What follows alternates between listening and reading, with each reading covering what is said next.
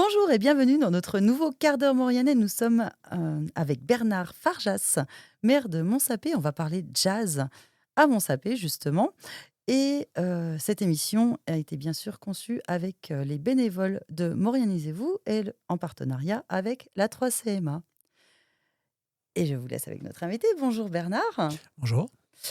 Donc, j'ai dit qu'on allait parler de jazz, mais avant de parler de jazz, on va quand même parler de ce petit village de Porte de Maurienne, Montsapé, qui, on va le situer donc au-dessus des communes de Randan, Aiguebelle, Val d'Arc, maintenant, nouvelle commune Val d'Arc, perché à 1000 mètres d'altitude.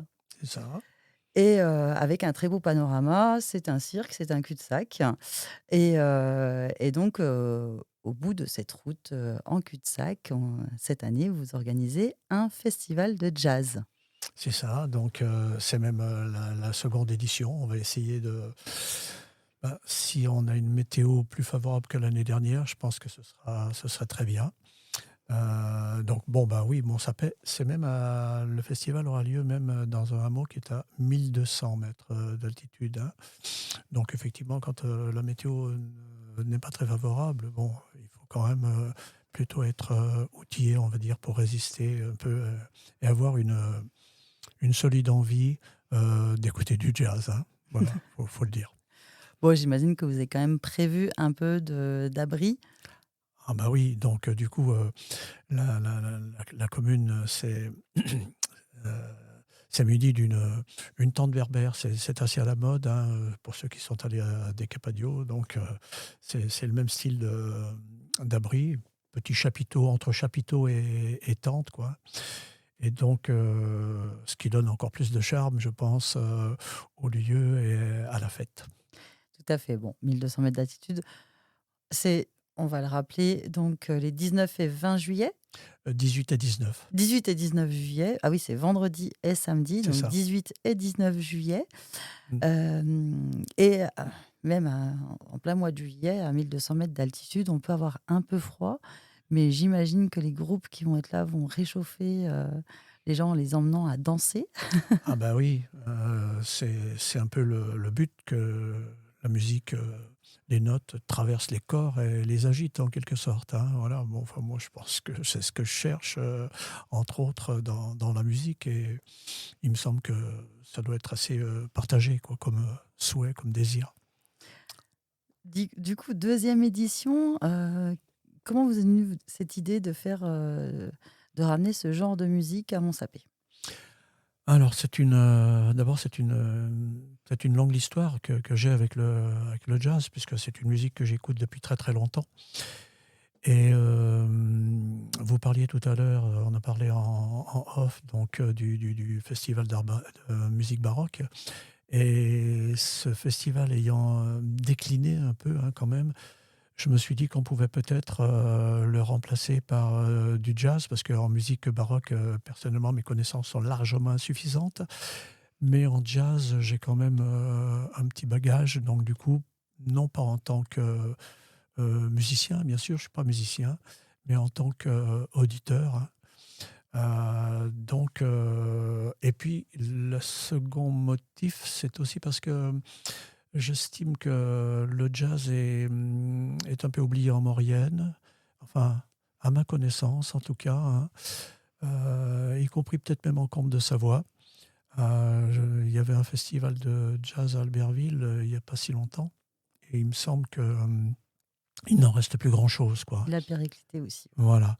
Et donc, bon, avec une dimension plus modeste, on va dire, hein, à Montsapet, je tente, nous tentons en tout cas, de remettre cette musique, ce style de musique en selle.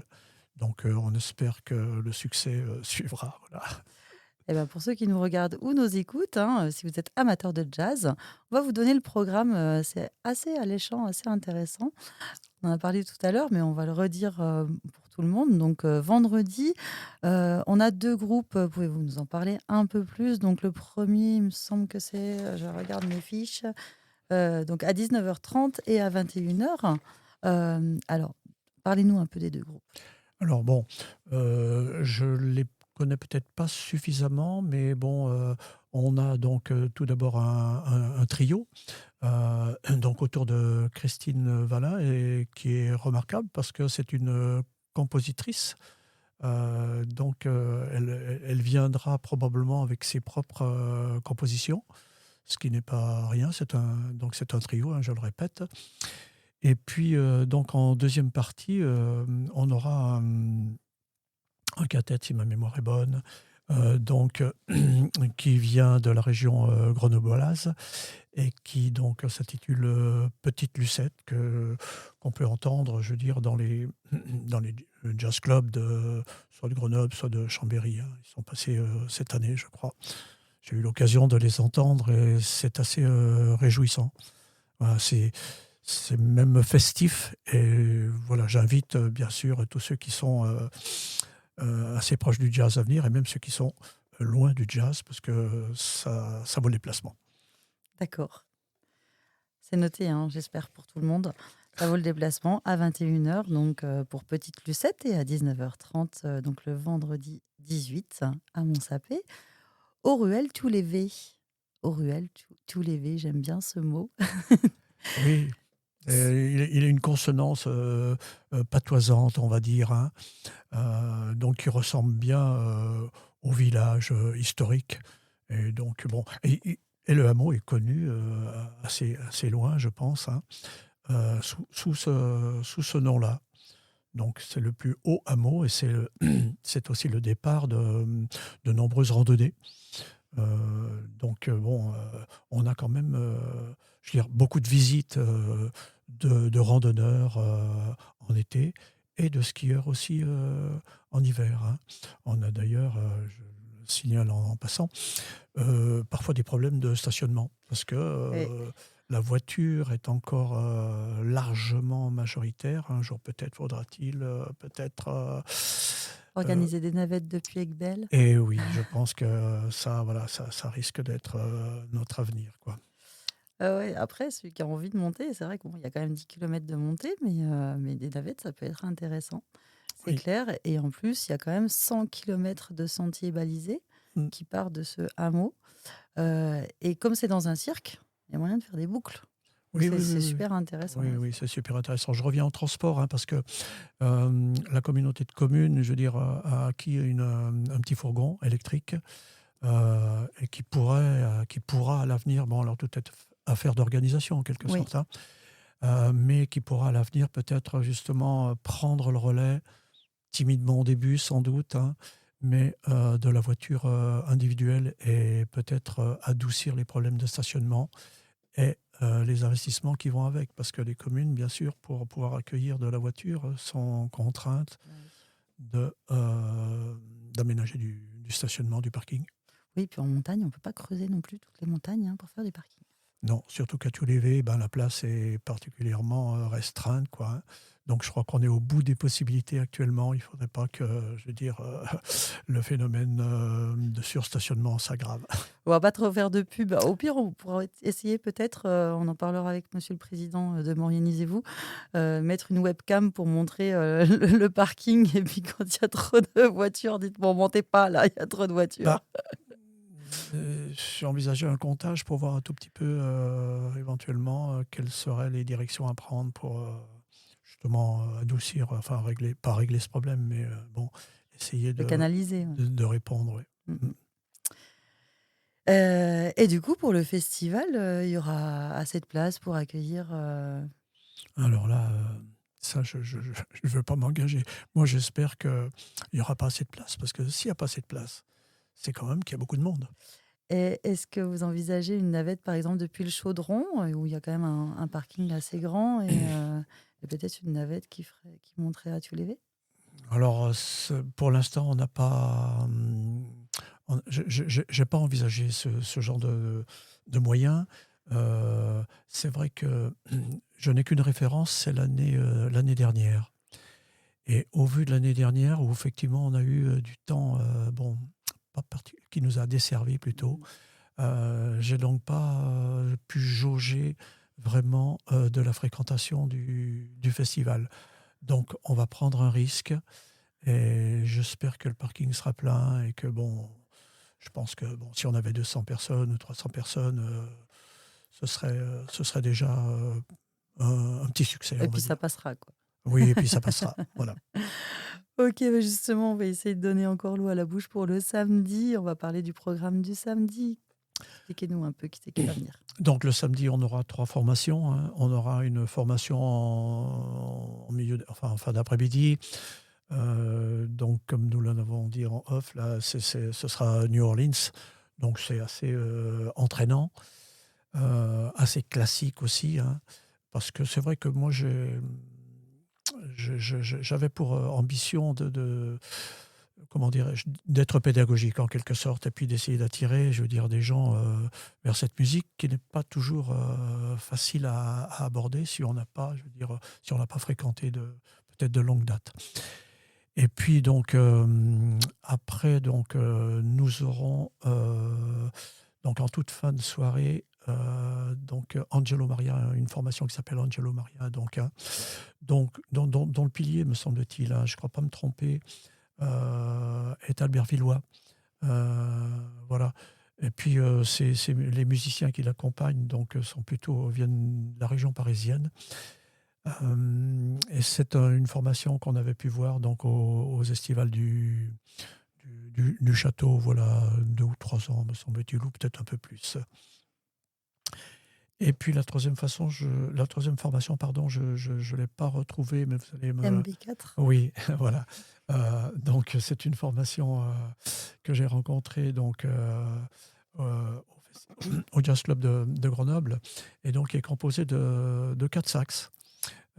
J'ai trouvé cette formation plutôt originale et donc, je les ai contactés pour les inviter à venir et ils ont accepté. Donc, du coup, je pense que ce sera une soirée assez sympa aussi. Du coup, je vous donne le programme. C'est Spécimen à 17h30, donc fin d'après-midi. MB4 à 19h30. Angelo Maria à 21h. Il y aura bien sûr à manger, à boire. Ah bah, oui, on peut pas concevoir la musique, sans une petite restauration, sans voilà, boucher un petit creux, hein, et combler sa soif. Alors bon, s'il pouvait faire aussi chaud qu'effectivement, la dernière décade là, ce serait parfait, je pense.